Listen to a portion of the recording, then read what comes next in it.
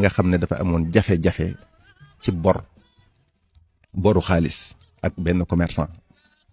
dañ koy nettali yu baree ba kilifa yu baree ba nettali nañ ko seeni téere maanaam am boru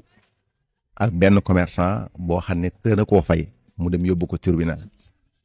ñu ko yóbboo tribunal léegi nag moom mu ñëw bi mu ñëwee ci tribunal bi ñu waxanteeg juge bi waaye taxaw mu ne leen nag man dama bëggoon ngeen muñal ma rek fii ak suba waa ji juge bi daan ne ko lan mooy sa garantie mu ne ko bu ma ñëwul ngeen xam ne doonatuma ab jullit léegi ñu bàyyi ko di ko xaar ba suba waa ji bi mu demee ci këram mu woo soxnaam ne ko li ma bëggoon ne mooy tey jii ñu toog fanaanee salaatu ala nabi bu bët set ñaan sun borom mu xetti li ma ci sama jafe-jafe bi ma nekk ñu def noona ba nelaw nga xam ne ci saal bi lañ nekk di salaatu ala nabi ba nelaw yonent bi sallallahu alayhi wasallam feeñu ko ci guddi gi daan ne ko demal ci buur bi nga ne ko mu jox la 500 dinaar yooyu yi nga xam ne moom nga yoreel kale mu ne ko waa bu ma laajee luy wonee ne yaa ma ko wax lu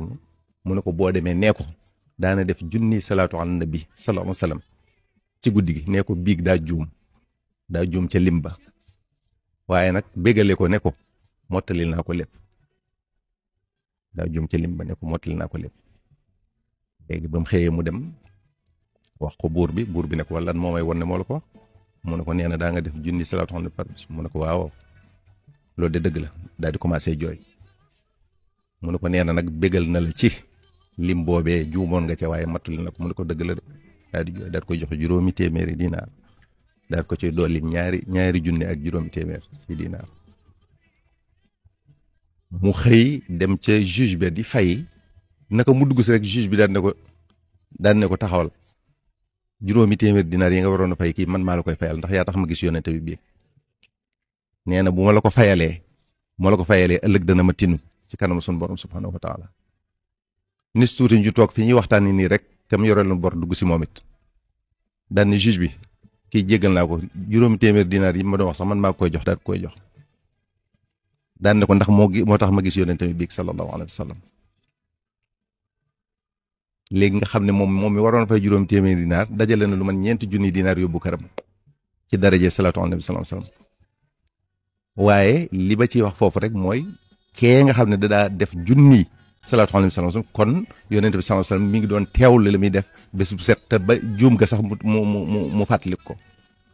kon segam juum gi moom sallallahu alayhi wa sallam da ciy bàyyi xel kon boo ko bàyyee boo ko jëlalee dana fi raw moo tax boo ko saxoo rek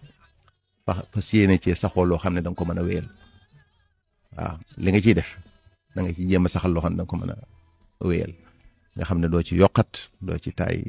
du la sonal tamit